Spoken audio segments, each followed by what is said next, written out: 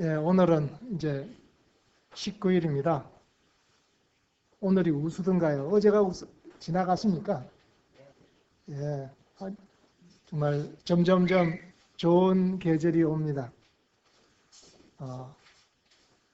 여기 지난번에 지금은 이름이 바뀌었지만은 애식장이 이제 좀 있으면 많은 사람들이 모이지 않습니까? 그래서 애식장 이름을 주로 사람들이 행복의 식장 뭐 이렇게 붙입니다. 행복이 뭘까요? 예, 제가 사전을 한번 찾아봤습니다.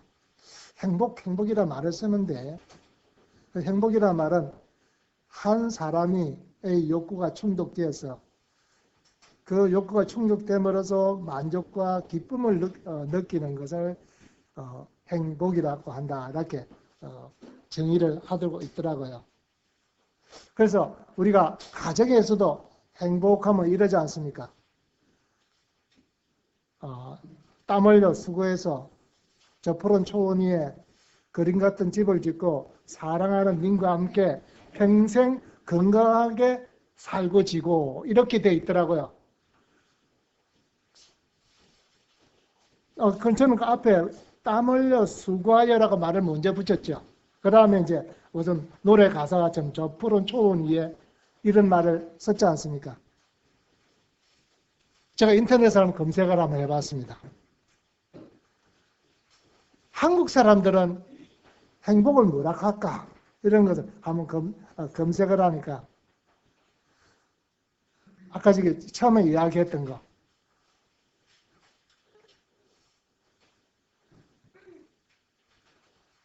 돈, 즉 재정적 안정이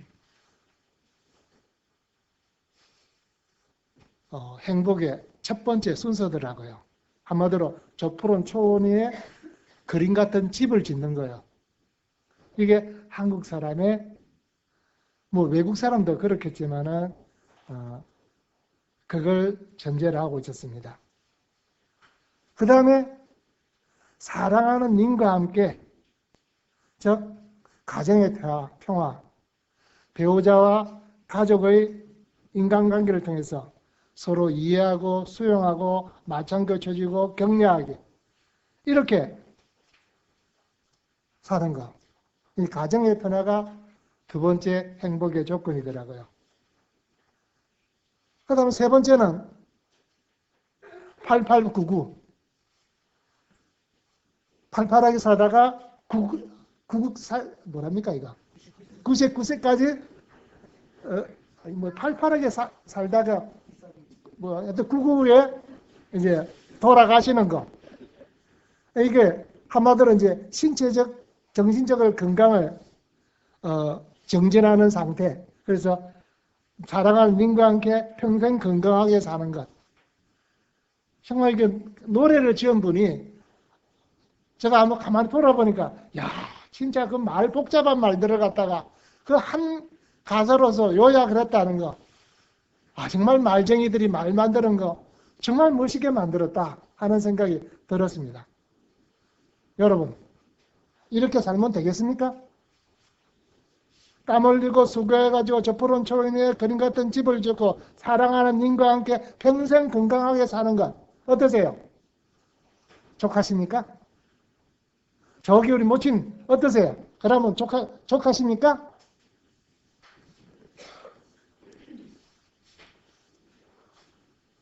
근데 성경에는 그게 아니라 하더라고요. 성경 전도서 4장 8절에 보니까 어떤 사람은 아들도 없고 형제도 없이 홀로 있으나 그의 모든 수고에는 끝이 없도다. 비록 그의 눈은 부요를 족하게 여기지 아니하며 이르기를 내가 누구를 위하는 이같이 수고하고 나를 위하는 행복을 누리지 못하게 하는가 하여도 이것이 헛되어 불행한 노고로다 이렇게 이야기하더라고요. 그러니까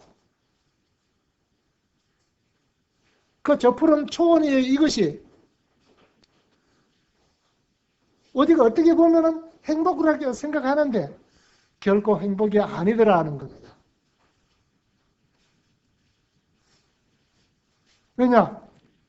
전도서 6장 7절에 보니까 사람의 수고는 다 자기의 입을 위함이나 그 식욕을 채울 수가 없다라고 이야기하더라고요. 그러면 이게 행복이 아니지 않습니까? 저 푸른 초원에는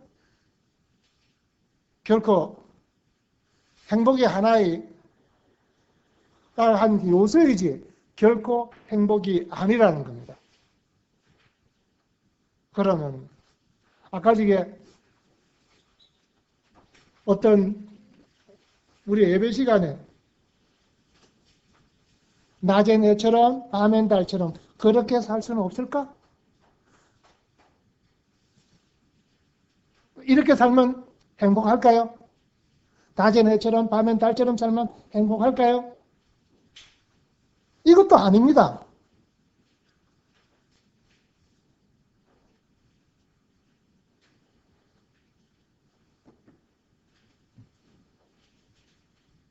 그럼 어떻게 하면 행복하다는 걸까요?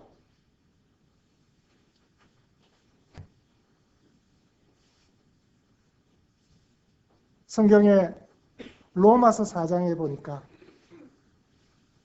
로마서 4장 4절에 이렇게 기록을 하고 있었습니다.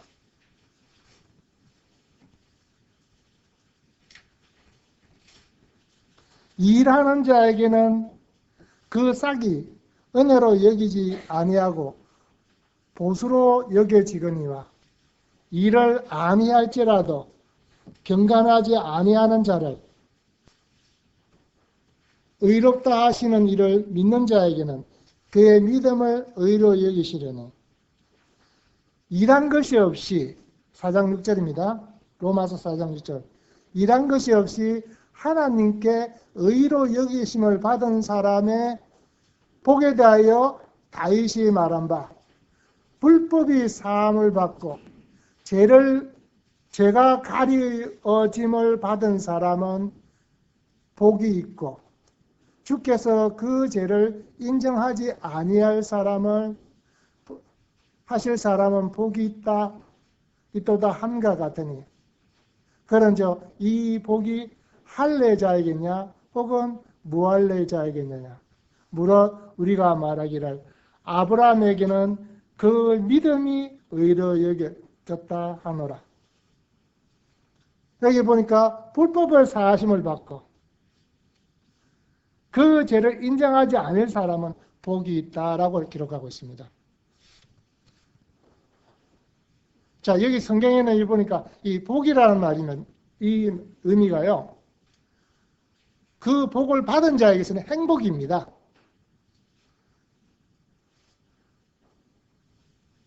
그러면 성경에서 저 푸른 초원 위에는 이것은 이 행복은 대중과요에서 나오는 의미고요. 하나님께서 우리 인생들에게 말씀하시는 복은요. 방금 제일 처음 기본으로선 로마서 4장에 있는 것처럼 하나님의 은혜로 받은 복, 믿음으로 말미암아 의롭다함을 받은 복이었습니다. 그러면 이 복은 무엇일까요? 이 복이라는 것의 의미가요. 이것은 하나는 먼저 성도 여러분들께 정의를 한번 드려야 되겠습니다. 이 복이라는 게 이게 이 뜻이 오직 하나님만이 경험하는 기쁨을 갖다가 하나님께서 경험해서 그 기쁨으로 하나님께서 행복하게 느끼는 상태가 복이라는 겁니다. 그래서 이것을 이 복이라는 말이 마카리오소라고 이야기합니다. 뭐라고요? 마카리오소. 우리 중고등학생들만 기억하세요. 복잡한 말이니까 마카리오스.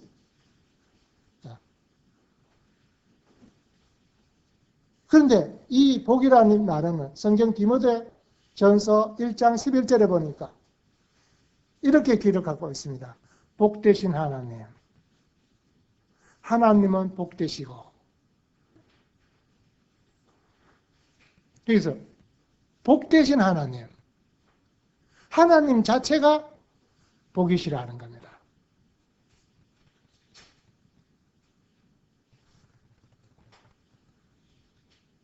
그래서 우리가 가지고 있는 예배 찬송가는 제가 찾아보니까 그것이 옛날에는 있었는데 표현이 안 된 것을 보았습니다. 복의 근원 강림하사 찬송하게 하소서. 복의 근원 강림하사. 바로 하나님께서 복의 근원이라고 해요. 그 복이 이 땅에 오셨다 하는 겁니다. 그게 강림하신 바로 우리 주 예수 그리스도께서 바로 복이라는 겁니다. 그 복을 우리가 분명하게 제대로 인식하게 된다면 낮엔 해처럼 밤엔 달처럼 이렇게 살 수는 없을까? 이렇게 살게 됩니다 하는 겁니다. 우리가 예수 그리스도께서 복이라는 사실을 예수 그리스도 그분만 우리가 마음에 가지고 있으면 우리는 이미 복이 나는 거예요. 그런 만족에 살 수 있다는 겁니다. 왜 그러하냐면요. 성경 마태복음서에 보니까 이렇게 말씀을 하고 있습니다. 마태복음서 11장에 보니까 행복으로 초대하는 부분에 나와 있는데, 그리고 그 행복한 성품을 가진 사람에 대한 모습에 대해서 이렇게 기록하고 있습니다. 마태복음 11장 28절에 보니까 수고하고 무거운 짐진 자들아 다 내게 오라 내가 너희를 쉬게 하리라. 그러니까 먼저 복을 해. 하나님께서 수고하고 무거운 짐진 자들아 다 내게 오라 내가 너희를 쉬게 하겠다. 내가 너에게 복 주겠다는 겁니다. 편안하고 기쁜 상태를 내가 너희들을 가지게 해주겠다는 거예요. 그러면서 11장 29절에는 28절에는 방금 행복으로의 초대를 하고 있습니다. 그 다음에 29절에는 그 행복을 받은 사람들이 나는 마음이 온유하고 겸손하니 나의 멍에를 메고 내게 배우라. 그래야만 너희 마음이 쉼을 얻으리니. 나는 마음이 온유하고 겸손하니 나의 멍에를 메고 내게 배우라. 여러분 어떠세요? 나의 멍에를 메고 내게 배우랍니다. 그러면 너희 마음에 쉼을 얻으리니.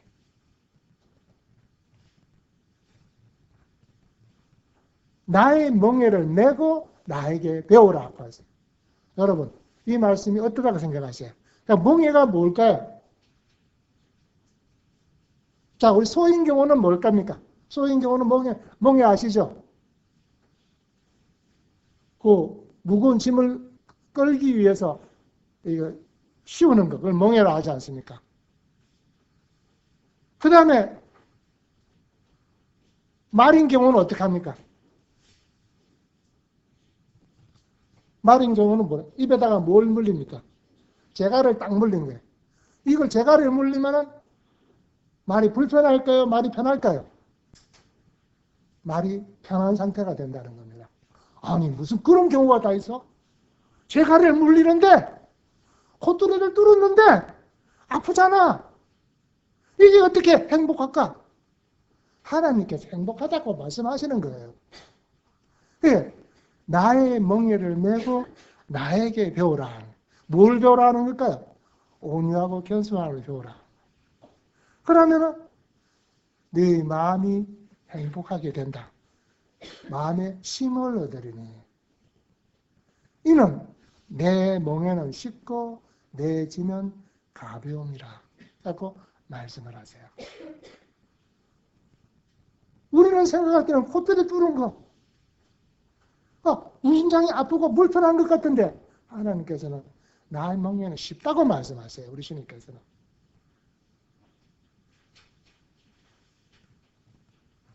정말 우리가 잘 이해가 안 되는 말이잖아요. 저도 사실은 내 멍에를 메고 나에게 배우라는 이 말씀이 상당히 어려웠습니다. 그런데 우리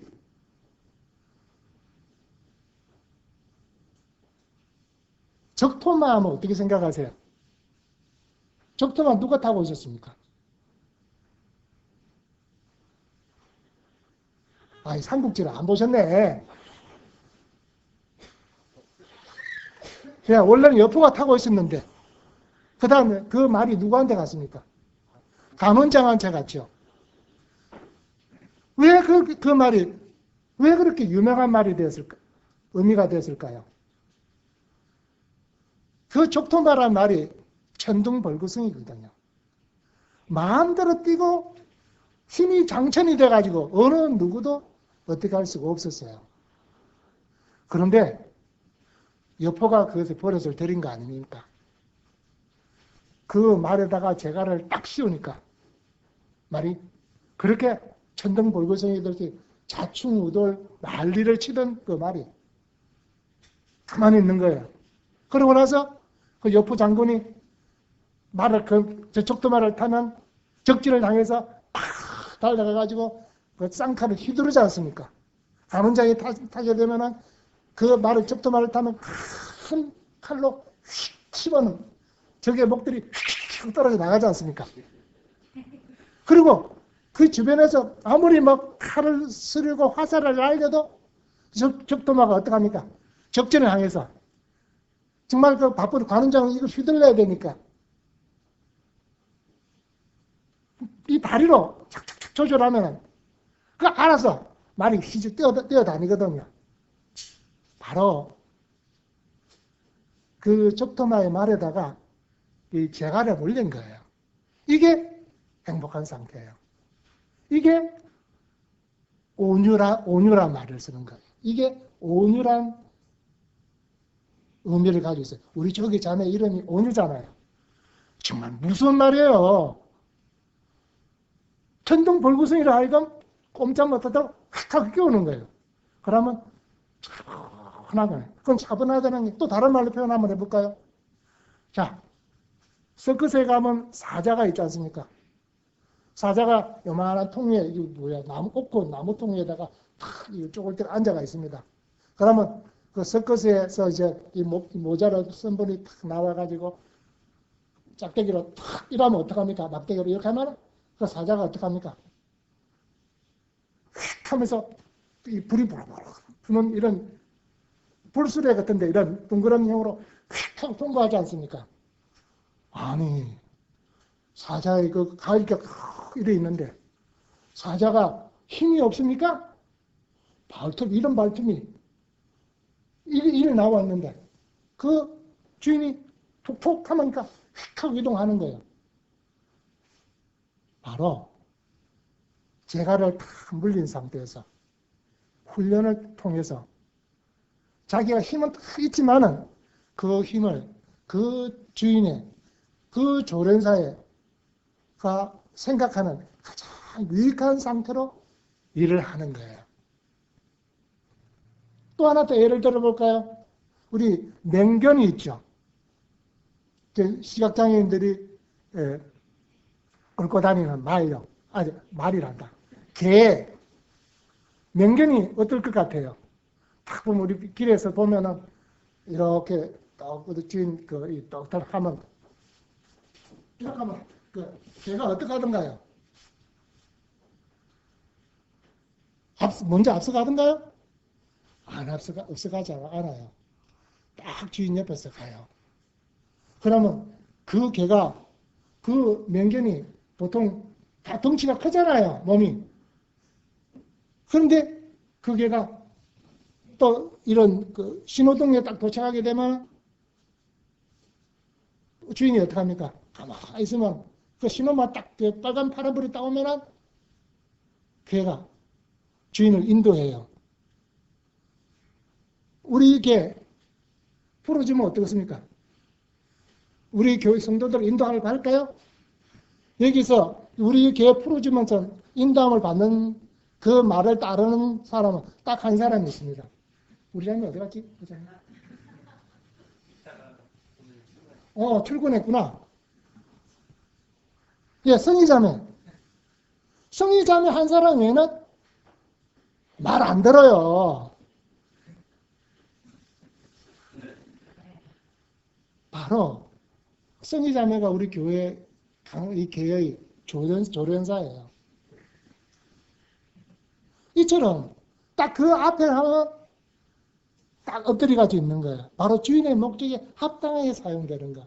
자기가 비록 힘은 있지만 그 힘을 자기의 유익을 위해서 사용하지 않고 바로 이 조련사가 원하는, 조련사가 가장 유용하다고 생각하는 방향으로 움직여주는 거예요. 그게 바로 송온유예요. 야, 온유 골치 아프다, 그지? 아버지가 그렇게 이름을 지어주신 거야. 여기서 말하는 이 온유라는 말은 하나님의 뜻에 따라 사는 거예요. 그러면 행복하게, 그러면 마음의 안식을 얻는 거예요. 이것이 바로 행복이라고 하고 있어요.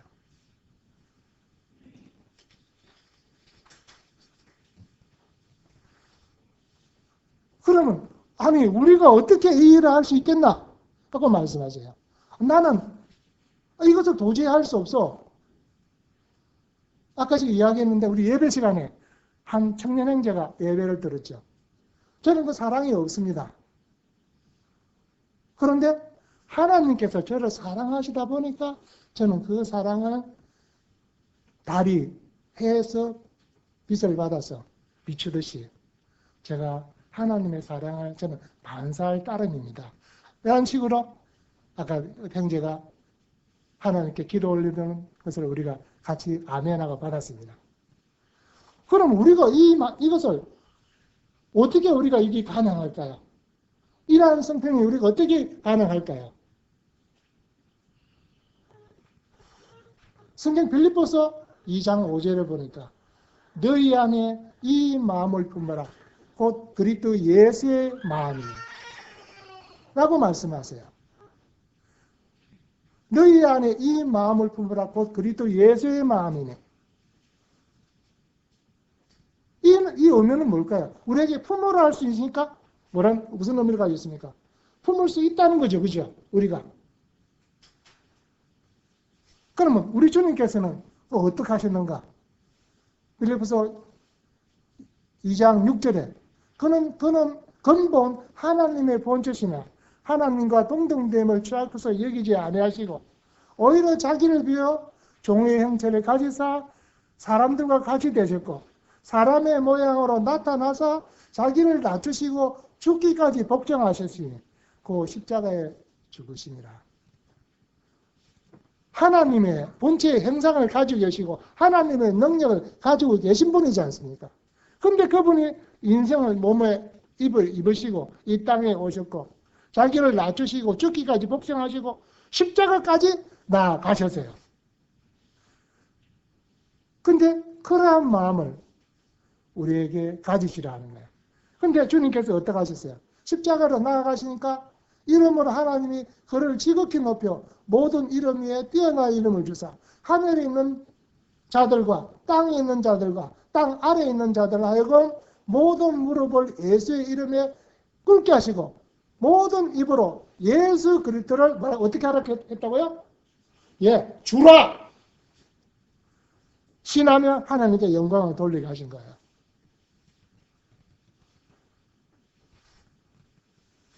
이렇게 주라 신하면서 하나님께 영광을 돌린 것처럼 우리도 너희 안에 이 마음을 품으라는 거예요. 아니 그런 마음을 아무나 품습니까? 라고 우리 혹시 반문을 하시지 않습니까? 성경에 보니까 그런 마음을 품은 사람이 한두 사람이 아니었습니다. 우리 성경 로마서 16장 한번 보도록 하겠습니다.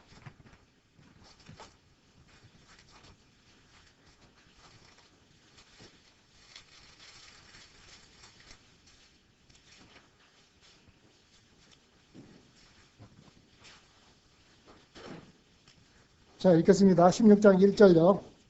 내가 갱교리아의 교회 일꾼으로 있는 우리 자매 베베를 너에게 추천하니 너는 주 안에서 성도들의 합당한 예절로 그를 영접하고 무엇인지 그에게 소용되는 바를 도와줄지니 이는 그가 여러 사람과 나의 보호자가 되었습니다. 너희는 그리스도 예수 안에 있는 나의 동력자들인 브리스가와와 아굴라를 문안하라. 그들은 내 목숨을 위하여 자기 목까지도 내어 놓았나니 나뿐 아니라 이방인의 모든 교회도 그에게 감사하느니라. 예, 이 로마서 16장 1절에서 16절까지는요. 그러한 마음을 가진 사람들이 그리스도의 마음을 가진 사람들이 몇 사람이 나오냐면 37명이 나와요.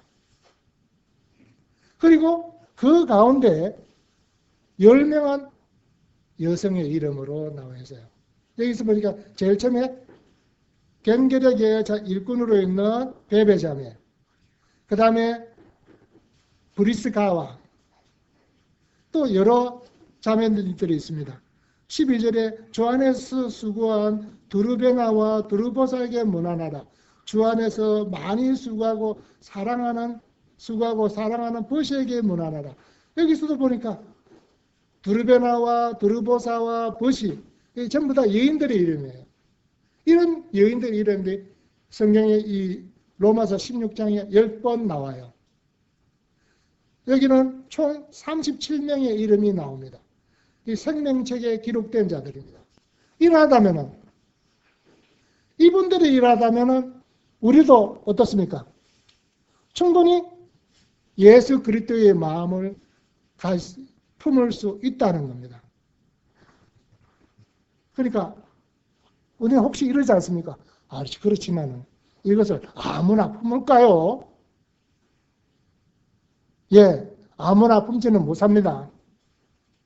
예수 그리스도 안에 있는 사람만 그 마음을 품을 수 있습니다. 그러면 어떻게 돼서 그 마음을 품을 수 있게 되었을까요? 성경 베드로후서 1장 4절을 한번 보도록 하겠습니다.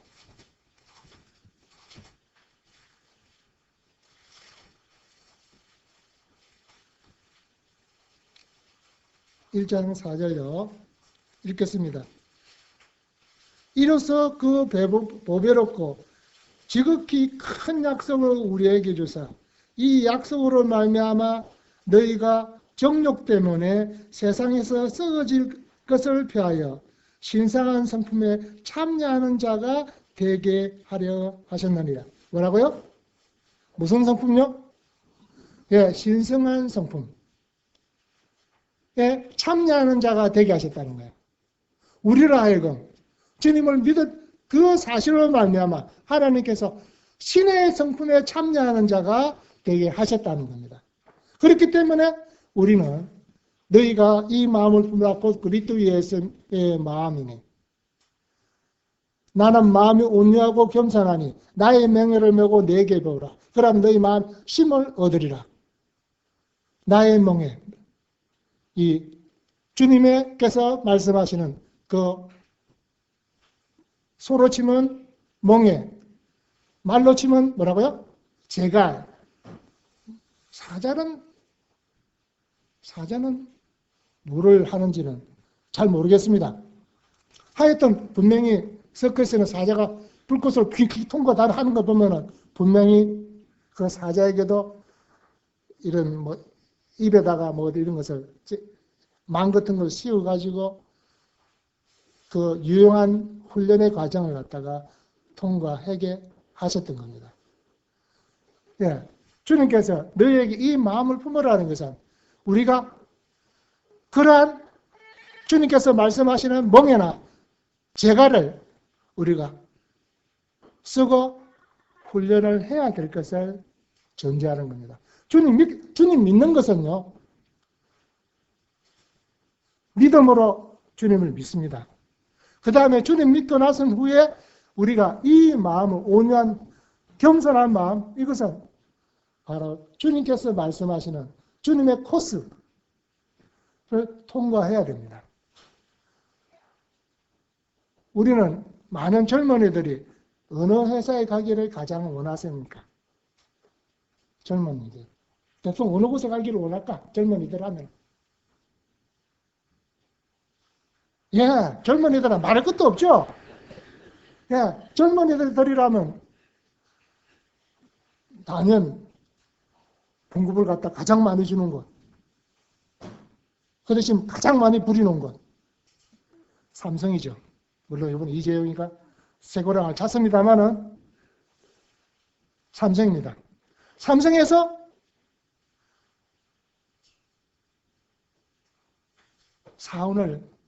그 사원이 딱 되는 그 순간에 훈련을 시키는 것. 이것은 처참합니다.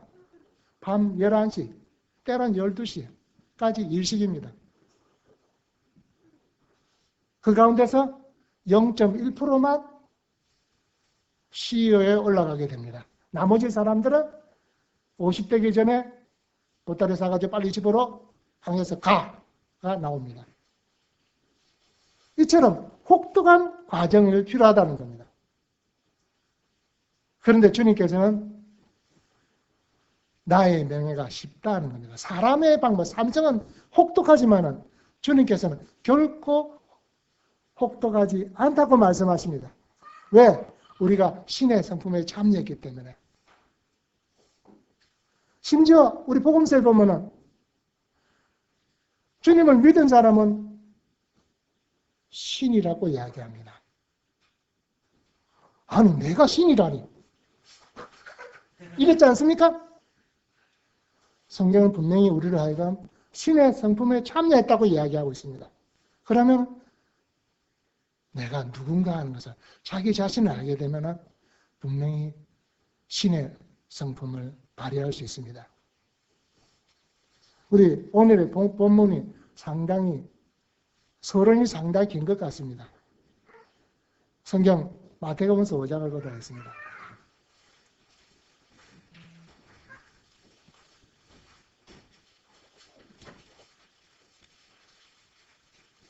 5장 1절에서 먼저 예수께서 무료를 보시고 산에 올라가 앉으시니 제자들이 나온지라 입을 열어 가르쳐 이르시되 심령이 가난한 자는 복이 있나니 천국이 그들의 것이니라. 제자들에게 입을 열어서 이제 신의 성품에 참여한 자들에게 신의 성품이 무언가를 주님께서 보여주십니다.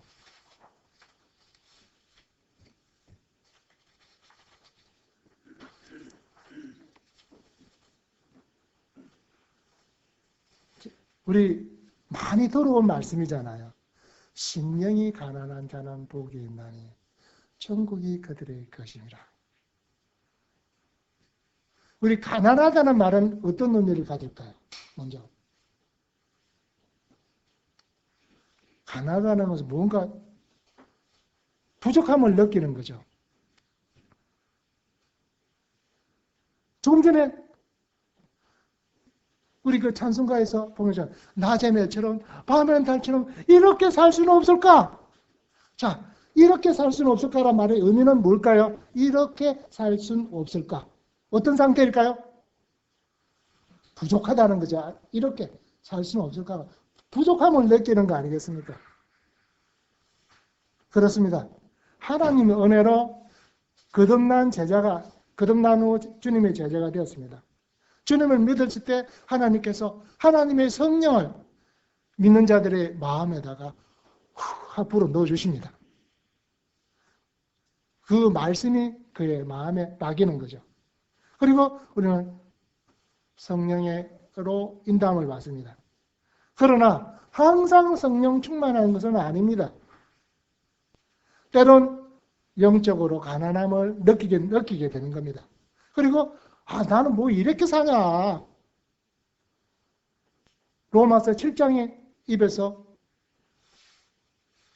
탄식이 나오는 겁니다.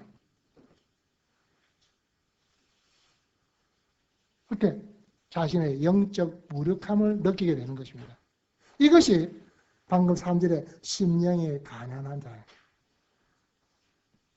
그래, 영적 몰입함을 인정하고 하나님의 전능하심을 의지하는 겁니다. 성경 누가복음서 18장에 보니까 바리새인과 세리가 성전에 들어갔습니다. 그때 세리 한 사람은 하나님이요, 저를 불쌍히 여겨주시고 있어요. 저는 죄인입니다. 라고 그가 탄식하는 것을 보게 됩니다. 그렇습니다. 이것은 바로 자신의 영적 빈곤을 인식하는 성품입니다. 네, 이게 첫 번째입니다. 주님께서 주시는 첫 번째 성품. 자신의 영적 빈곤을 인식하는 성품을 주셨습니다. 주님께서 그것을 이 보니까 천국이 그들의 것이다. 여기서 말하는 천국은 하나님의 통치권입니다. 그러한 자들에게는 하나님께서 그 사람의 마음을 통치하시겠다라고 말씀합니다. 그러한 자에게는 성경에 보니까 시편 1편이 생각이 납니다. 시편 1편에 보니까 복 있는 사람은 악인의 꾀를 따르지 아니하고 죄인의 길에 서지 아니하고 오만한 자의 자리에 앉지 아니한다 했습니다.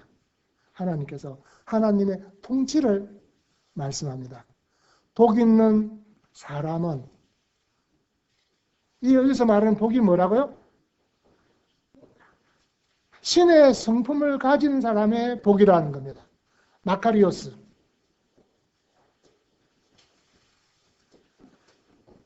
이렇게 하나님께서 복을 허락하시는 거예요. 그 다음에 문제는 자기가 심령이 가난하다는 것을 알지 못하는 게 근본 문제입니다. 성경 계시록 3장 17절에 보니까 그 문제는 가장 나는 부자라, 나는 부요하며 부족한 것이 없다 라고 말하는 상태. 이것이 문제라는 거예요. 우리는 속에서 탄식하는 것, 그렇게 살 수는 없을까? 라고 이야기할 때는 하나님께서 복 있는 사람은, 심령이 가난한 자는 복이 있다라고 하늘의 복을, 하늘의 품성을, 성품을 내보여 주시는 거예요. 그럴 때 그가 하나님 통치를 경험하게 되는 것입니다. 두 번째, 4절에 애통하는 자는 복이 있나니 그들이 위로를 받을 거라. 여기서 두 번째는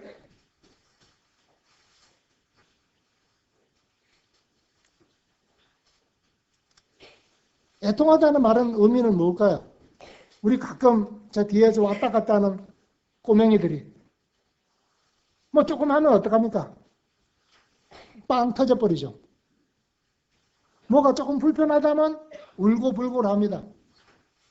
그러면 그 무언가 하면 제가 가지고 있는 것은 달라고 하는 거예요. 제가 먹고 있는 것은 달라.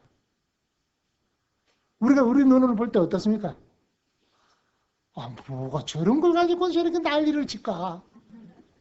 근데 걔들 눈으로 볼 때는 뭔가 소중한 거죠. 딱지, 과자 한 동가리. 그거 하나 가지고 얘는 우는 거예요. 그처럼 이 성품은요, 삶의 애환이나 질병 때문에 애통하는 것을 가르치는 거 아니고 우리의 삶 가운데서 감춰진 또 우리의 하나님과의 범죄함으로 말미암아 하나님과 관계가 떨어졌다든가 혹은 우리 여기 애통하는 자 한 사람 왔다 갔다 하네요. 정말 여기서 가장 바람직한 이 애통함이라는 것이 그리스도의 마음을 담지 않는 상태.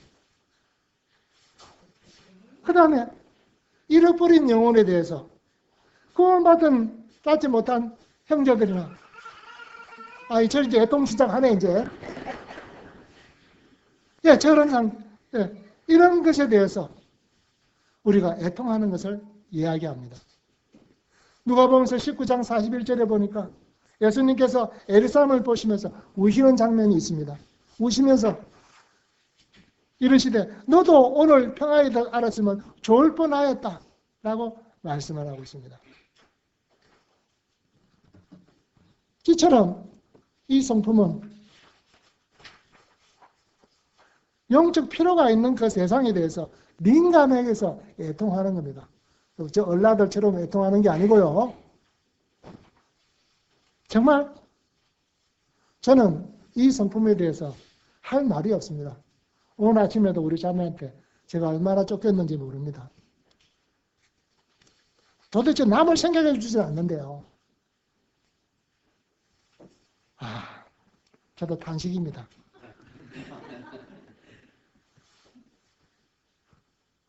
근데 그 마음이 우는 자에게 주님으로부터 위로가 있습니다. 모든 눈물을 그 눈에서 닦아주시니 문제는 우리에게 있어서 나는 나의 상태에 대해서 애통하는 마음이 있는가?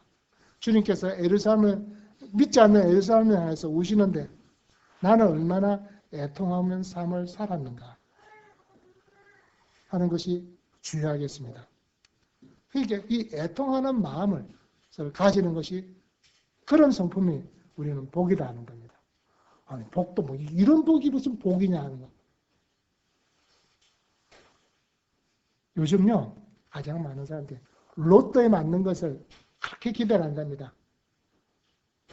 그게 복이 아니고 로또가 복이 아니고 하나님이 말씀하는 복은 바로 애통하는 성품을 가지고 있는 것이 복이라고 말씀합니다.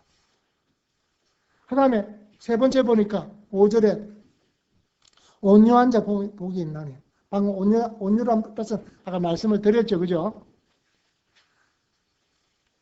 주님께 주신 멍에를 먹고 겸손하게 배우겠다는 마음. 이것이 바로 우리 송온유 자매가 하나님께서 큰 복을 누리는 거예요. 이 복은 아무나 가는 게 아니죠. 바로 거듭난 자녀들에게만 하나님께서 주시는 겁니다.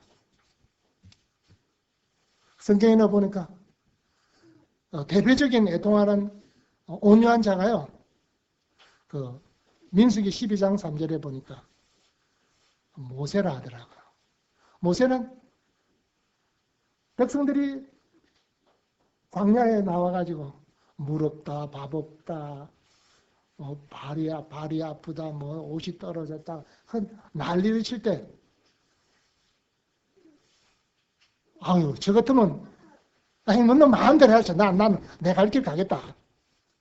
저는 이런 경향이 너무나 많습니다. 네 마음대로 해라. 내가 하고 싶은 대로 마음대로 해. 나는 내가 알고 있는 것도 그대로 할 거야. 그런데 이 온유한 성품을 가진 모세는 하나님 앞에 엎드리더라고요. 그러니까 하나님께 영광이 나타나가서 원수 갚는 것은 내 것이 내가 갚겠다. 주님께서 처리하는 모습을 봤습니다. 그러니까 이 온유는 자기가 가지고 있는 권리를 스스로 포기하고 자발적으로 하나님을 신뢰하는 것이 이 온유한 성품이라는 것입니다. 하늘로부터 온 성품입니다. 우리는 이런 분을 경험하지 않습니까? 어떤 자기 생각도 자기 기분대로 맞지 않으면 감정이 폭발해가지고 막셀이 말하는 사람들. 그리고 성도 간인 경우도 자기 하고 싶은 말을 다 하고 나면 어떡합니까?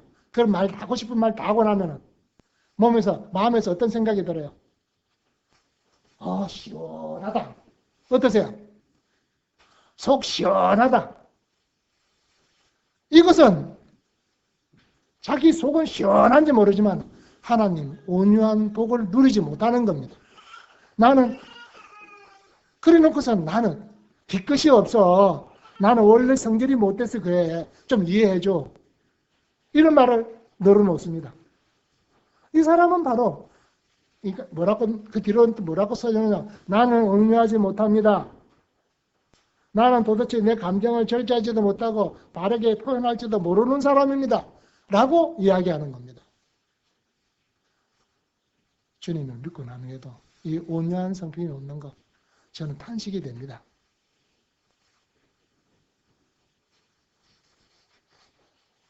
욕을 당하시되 맞대 욕하지 아니하시고 고난을 당하실 때 위협하지 않으시고 오직 공의로 심판하시기 부탁하는 우리 주님의 마음. 베드로전서 2장 23절. 그런 사람들에게선 땅을 기업으로 받는다고 약속을 하십니다. 그 성품을 가진 자.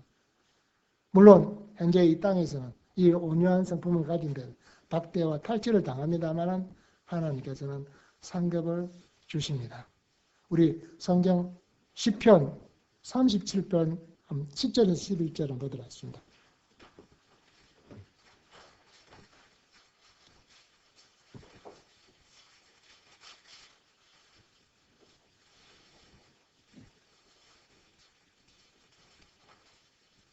읽겠습니다. 37편 7절요. 여호와 앞에 잠잠하고 참고 기다리라. 자기 길이 형통하며 악한 길을 이루는 자 때문에 불평하지 말지어다. 분을 거치고 노를 버리며 불평하지 말라. 오히려 악을 만들 뿐이라. 진실로 악을 행하는 자들은 끊어질 것이나 여호와를 소망하는 자는 땅을 차지하리로다. 잠시 후에는 악인이 없어지리니 내가 그것을 자세히 살필지라도 없으리로다. 그러나 온유한 자들은 땅을 차지하며 풍성한 화평으로 즐거워하리로다.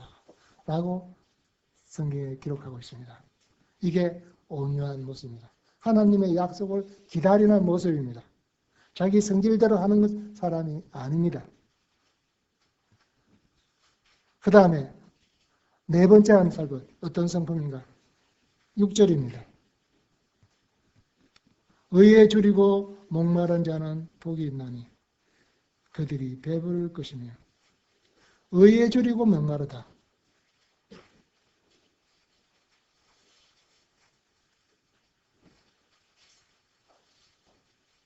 이것은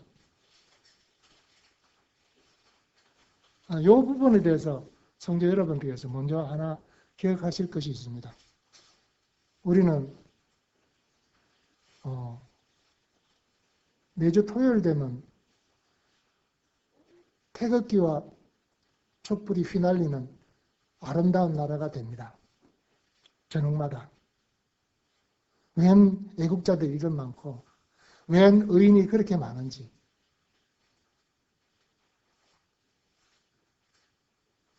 예.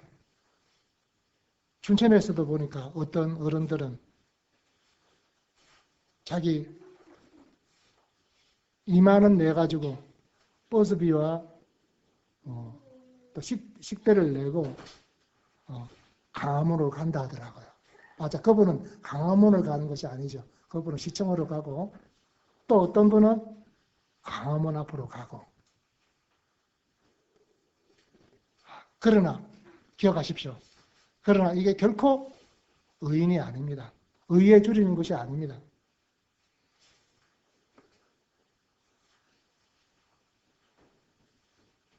의라고 비슷한 의입니다. 그는. 그런데 더욱더 나쁜 것이 저의 모습이었습니다. 저는 의에 굶주린 사람이 자기의 삶이나 환경 가운데서 저는 당면한 문제에 집중하는 걸 봤습니다. 저는 촛불 하는데 태극기 휘날리는 곳 가보진 않았습니다. 다 끝나고 나서 한 분 가가지고 남 들고 있는 거 기념 촬영을 한번 했습니다.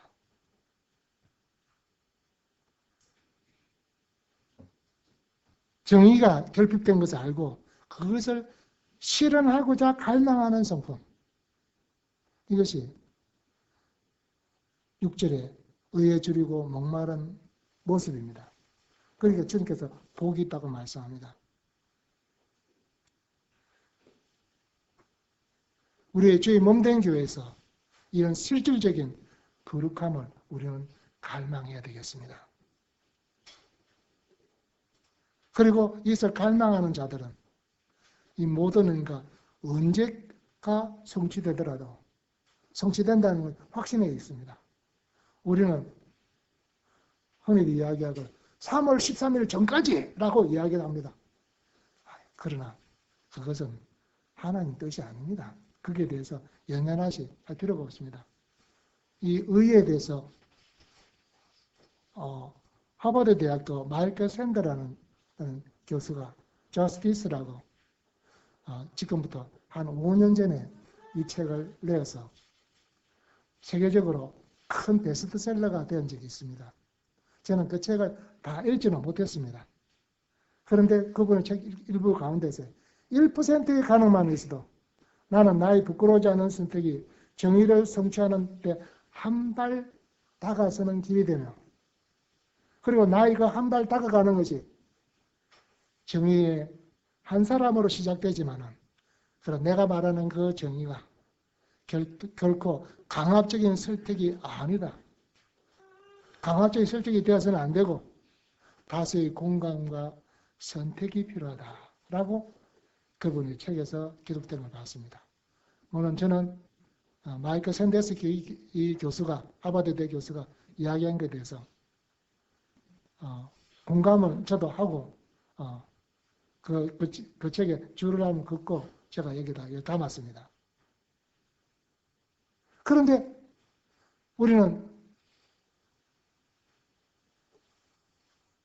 동부 노인 거기 가보니까 그 앉아서 식사하시는 분들이 식사 밥 잘 드시고 나서 하시는 말씀들이 그 참 문제야 라고 말씀하시면서 세상에 악이 범람하는 것을 보면서 나 성도 한 사람이 목마름이 무슨 의미가 있겠는가. 내가 한 사람이 횃불을 든다고 해서, 내가 한 사람이 촛불을 횃불이 촛불이지 태극기를 든다고 해서 무슨 의미가 있겠냐라고 이야기를 합니다. 그러나 그 사람들이 그거는 이 정치적인 쇼를 말한 것이 아니고 한 성도의 목마름이 내가 하면 거기에 대해서 내가 그 결핍함을 알고 그것이 그 정의가 실현되는 것을 갈망하는 마음이 무슨 의미가 있겠는가 이야기하지 마시고, 내가 무슨 의미가 하지 마시고, 그러나 나 한 사람이라도 내 속에서 있는 이 탄식, 이 탐욕에 대한 이 탄식, 이것을 어떻게 하면 해소될 수 있을까? 정말 내 마음속에 그리스도가 채워지지 않는다면 나는 목말라 죽을 것 같아 하는 이 갈망이 있어야 되는 겁니다. 저는 시태아에서 배우는 과정에 어떤 분이 이렇게 이야기하는 걸 봤습니다. 에이탑을 토저라는 분이 모든 사람이 자기가 원하는 수준까지만 그 갈망이 C등급이라면 C등급에서 끝나게 될 것이고 A등급이라면 A등급으로 올라간다는 겁니다. 그 문제는 우리가 의에 줄이고 목마른가. 이것이 우리의 마음에 얼만큼 있는가 하는 거예요. 이 의에 줄이는 목마른 것을 정말 갈망하는 성품이 우리가 하나님 앞에서 달할 정도로 우리의 마음을 가지고 있는가 하는 겁니다. 우리는 이 일을 위해서 대가를 지불할 용기가 있는가라고 말씀을 드리게 됩니다.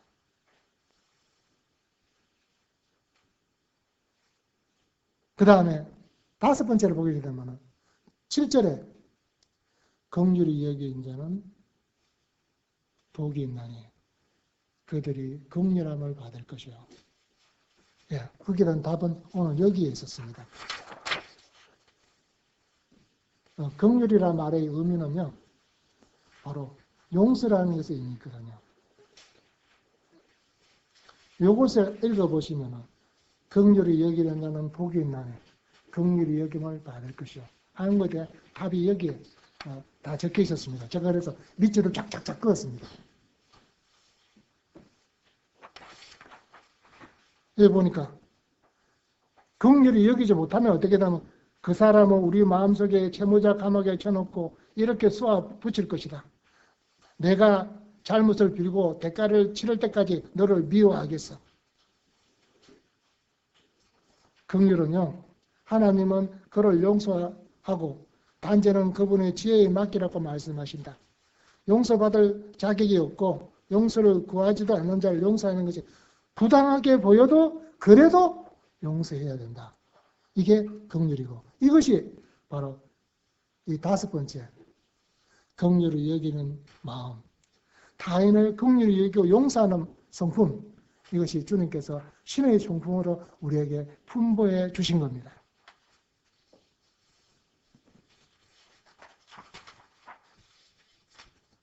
그 다음에 8절에 보니까 마음이 정결한 자는 복이 있느니 그들이 하나님을 볼 것이요. 이 마음이 정결하는 것은 우리는 상당히 갈망하는 마음입니다. 동기가 순수하고 생각이 거룩한 상태. 우리는 자주 입으로 말하는 거하고 마음에 생각하는 거하고 다른 경우가 있지 않습니까? 주님께서는 바리새인의 외식을 꾸짖었습니다. 우리 내적 청결함을 말씀을 하셨습니다. 그런데 마음이 청결한 자는 복이 있나니 말씀하시면서 하나님을 본다고 했습니다. 우리는 하나님을 보기 위해서는 새벽에 일어나서 경결의 시간을 통해서 하나님 말씀 안에서 하나님을 경험하게 되고, 그 다음에 다니엘 같은 경우 자신을 더럽히지 않겠다고 마음에 굳게 결심하고 그것을 실천하였을 때 다니엘서 1장 8절 7장 9절에 있는 것처럼 예적부터 항상 계시니 인자 같은 일을 보는 그 엄청나고 놀라운 하나님의 축복을 경험했습니다. 그리고 신약에서도 계시록의 22장에 있는 것처럼 22장 4절에 그의 얼굴을 볼터해요. 그의 이름도 그의 이마에 있으리라. 문제는 우리가 마음이 정결하기 위해서 이 정결하지 않은 요새를 정말 내가 이걸 다루겠다. 내가 내 하나님께서 이 정결한 마음을 가짐을 갖다 하나님께서 우리에게 분부하셨는데 정말 나는 이것에 의해서 나는 이것을 내 나에게서 꼭 이루고 싶다. 저 푸른 초원에 집을 짓는 것보다도 정말 이렇게 하고 싶다 하는 갈망을 가지고 있을 때 하나님께서는 그것을 마음에 실현해 주십니다. 그 다음에 7번째, 화평하는 거예요.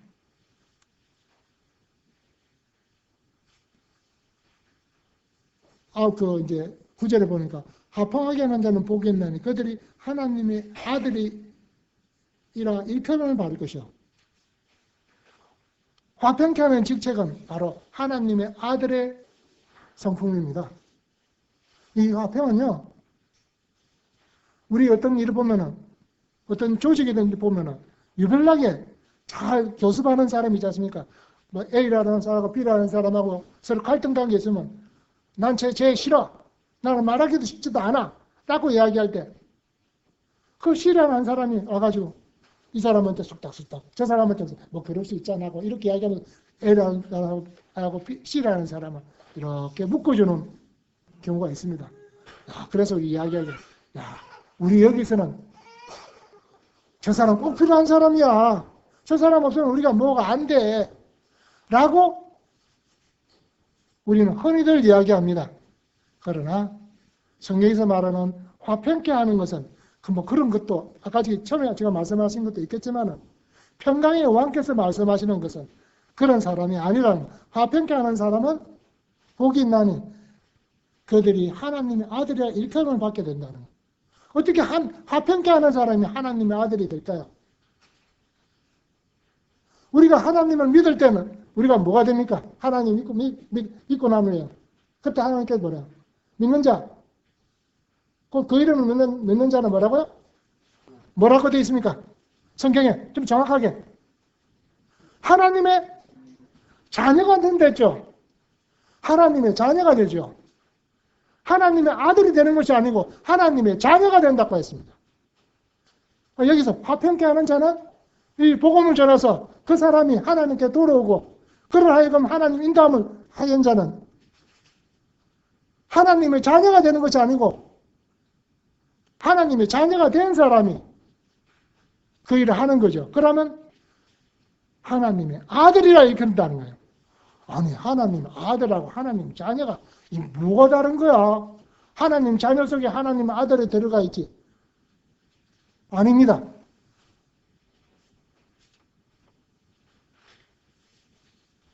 하나님의 아들은요, 성경 로마서 8장에서 보시게 되면 분명히 다르게 나와 있습니다.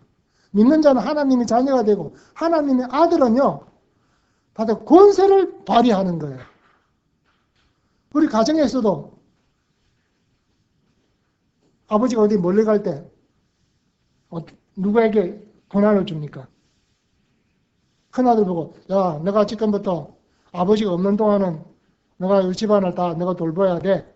이 이야기하면 아버지 그러고 볼일 보러 갑니다. 그러면 다른 형제들은 다 자기 텔레비 보고 있더라도 그 아들은 그 말을 들은 아들은 문을 잠그고 창문을 닫고 그 일을 합니다. 또 가서 잠그고 아침에 일어나서 뭐 이상이 없나 돌아보게 됩니다. 또 누가 와서 띵동 하면서 누구세요? 택배입니다. 아마. 택배 시킨 거 없는데. 바로 아들 된 사람은 이런 일을 하는 겁니다.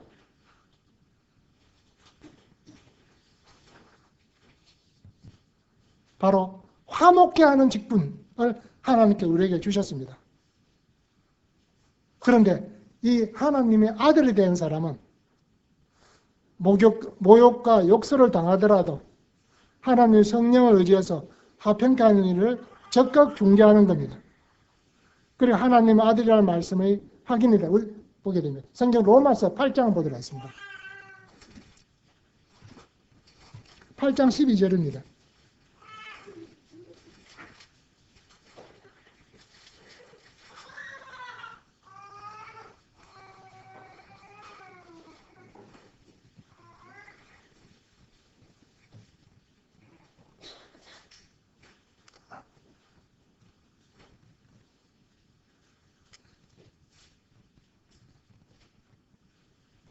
팔 장 14절 보도록 하겠습니다.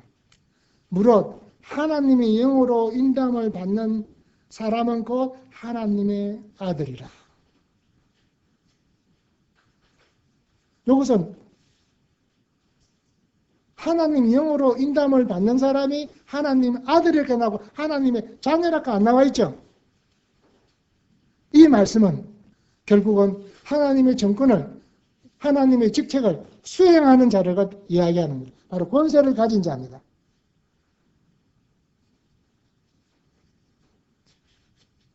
이 얼마나 엄청난 우리가 이 복음을 전하는 이 화평은 바로 우리가 가진 성품을 발휘하는 겁니다.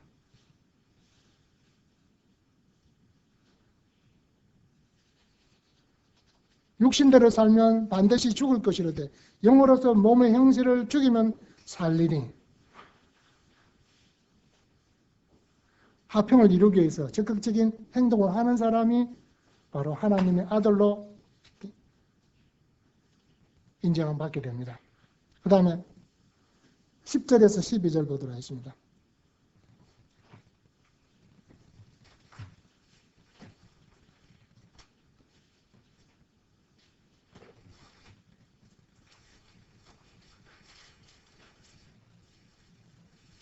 여기 보시면은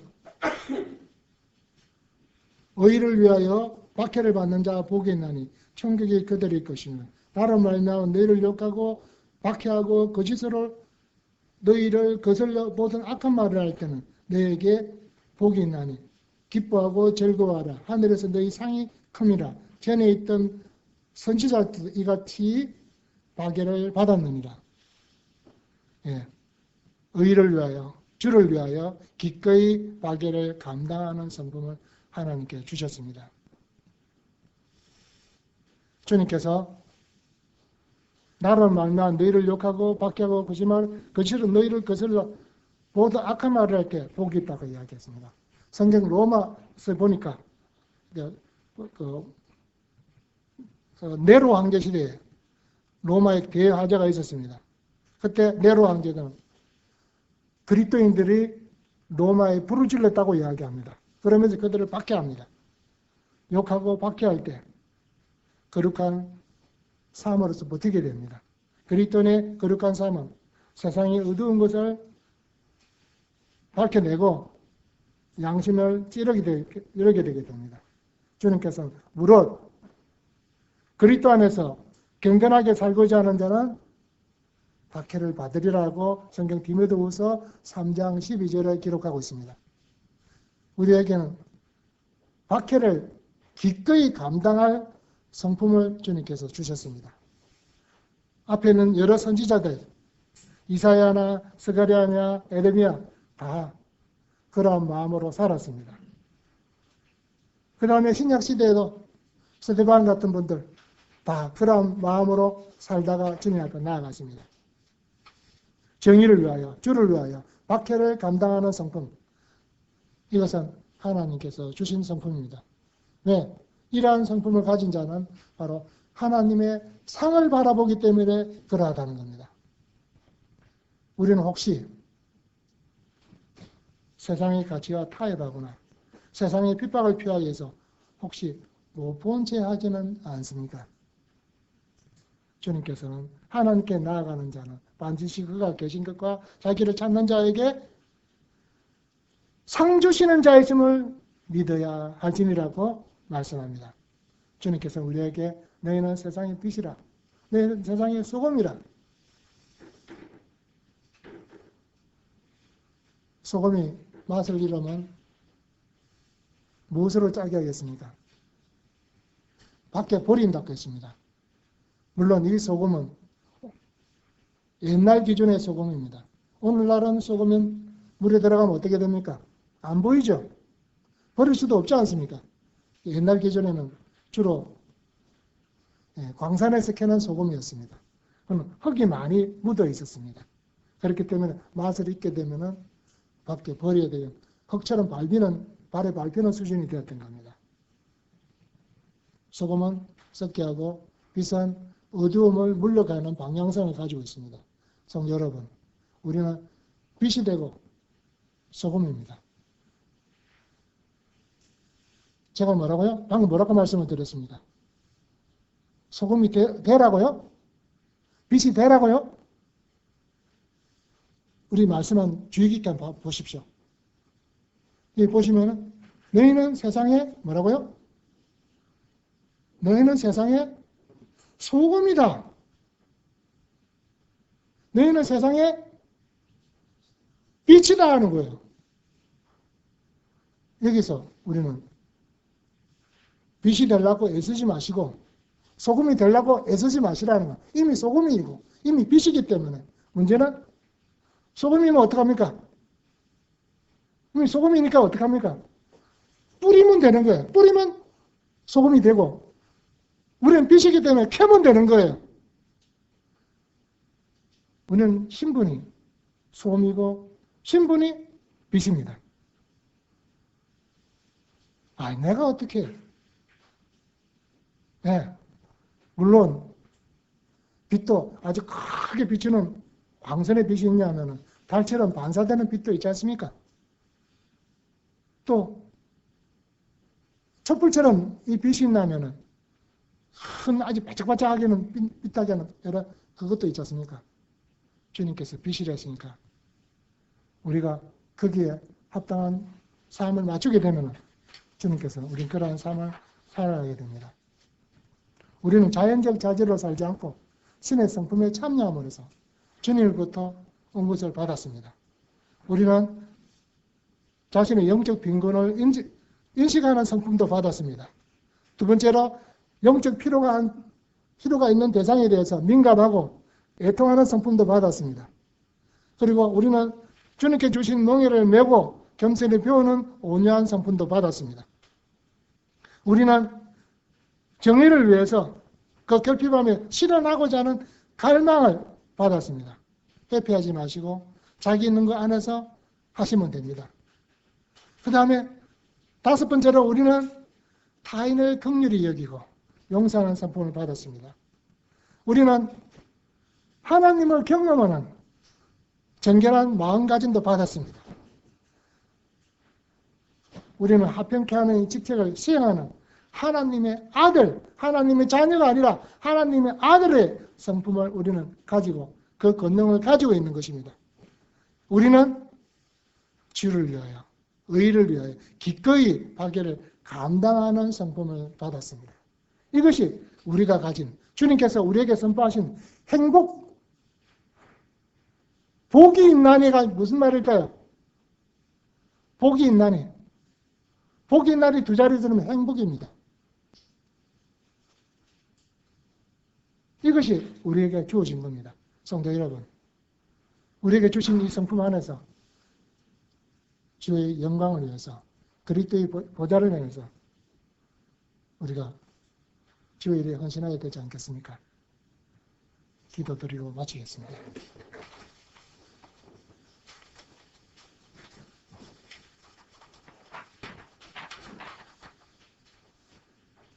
하나님 아버지 감사드립니다. 이 오늘 하나님께서 우리에게 풍부하신 이 8가지 성품들을 우리가 살펴보았습니다. 우리가 있는 데서 잃는데 족하지 않게 하시고 이 주신 성품을 우리 속에서 주님께서 발휘해 주십시오. 그리고 주장할 수 있도록 해 주십시오.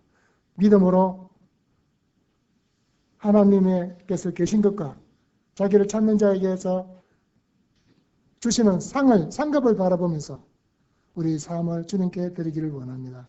은혜 가운데 인도해 주시기 원합니다. 우리 주 예수 그리스도 이름으로 감사하며 기도드립니다. 아멘.